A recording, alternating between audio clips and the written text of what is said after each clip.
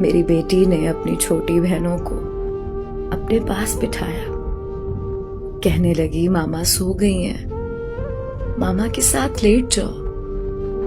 मेरी बेटियां मेरी लाश के पास सो गई। बीमार बेटी दवाई लेकर आई, मेरे पास बैठ गई।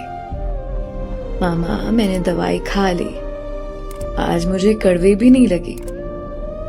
सुबह हुई, मेरी लाश को चारपाई पर रखा गया।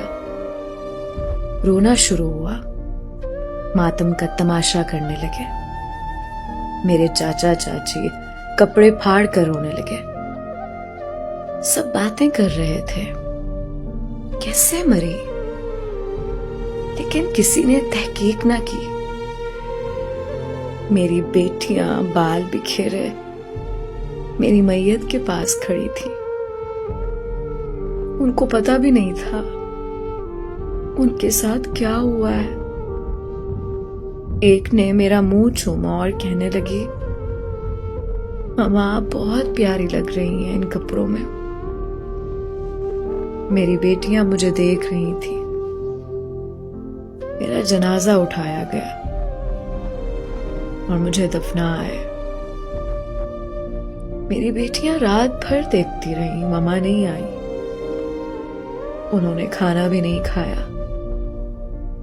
जिस बेटी को बुखार था उसने दवाई खाई और मेरी तरफ देखने लगी। शौहर ने बेटियों को पास बुलाया। दादी पास बैठी उनको कहने लगी, तुम्हारी माँ अब नहीं आएगी, वो गंदी थी, वो सौतेली माँ के हाथों आ गई थी। उनके कपड़े गंदे होते हैं, बाल बिखरे होते हैं। छोटी सी उम्र में वो सयानी हो गई हैं।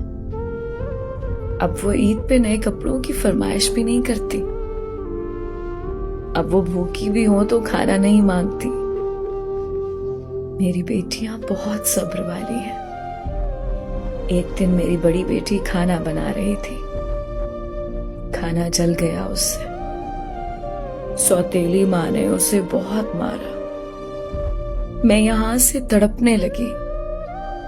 वो मार खाकर कमरे में गई, मेरी तस्वीर निकाल कर कहने लगी, मामा आ जाओ ना, आपको 2 साल हो गए अब तो गए हुए। आप तो कहीं जाती भी नहीं थी हमसे दूर। दादी कहती हैं आप अल्लाह के पास हैं, मेरी अल्लाह पाक से बात करवाएं। मैं अल्लाह पाक से कहूंगी, हम सब बहनें मामा को बहुत याद करती हैं।